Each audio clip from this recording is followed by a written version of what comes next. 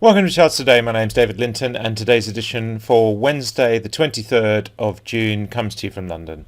And we're seeing this double bottom forming, which is really interesting. And of course, if we break the April high, that would be the beginning of the higher low and then the higher high. So that's what we're watching for. But at the moment, short term, we're seeing a fall below the cloud. This is my weekly, my daily, my 60-minute chart, long term, medium term, and short term view of the market. And we are just seeing the dollar just falling away, having risen very sharply. No big surprises there. Looking at the euro against the dollar, we're sitting at 119.40, climbing against that weaker dollar on the short-term chart, bouncing on the cloud, so that's quite interesting as well. A lot going on here.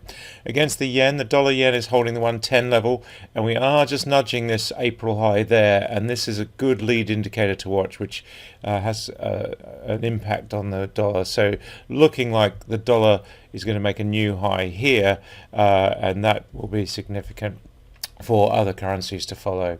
Looking at sterling, we're sitting at 139.75, a recovery there against that weaker dollar today, and bouncing on the cloud there as well. We see these bounces on the cloud all over the place. Taking a look at Bitcoin, we're sitting at 34,000, recovery here short term, not quite through the cloud yet, but that 30,000 support level is holding for now.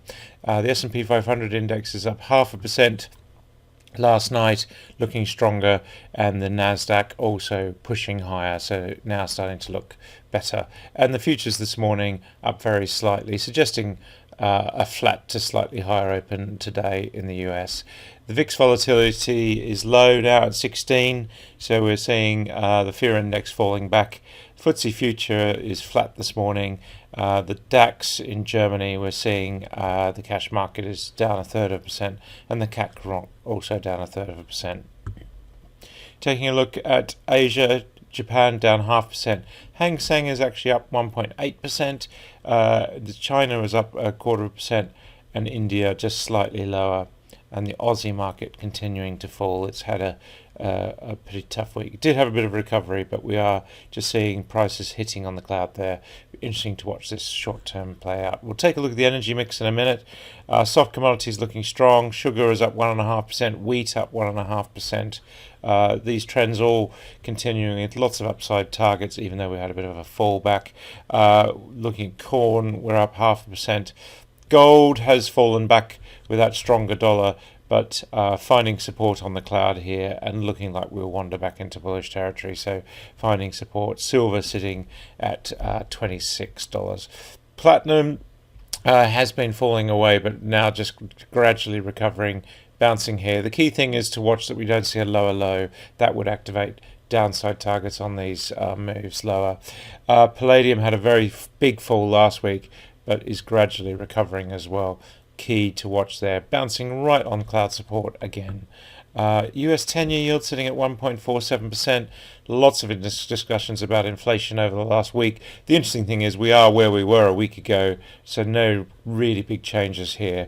And for the moment, we are in long-term bullish territory.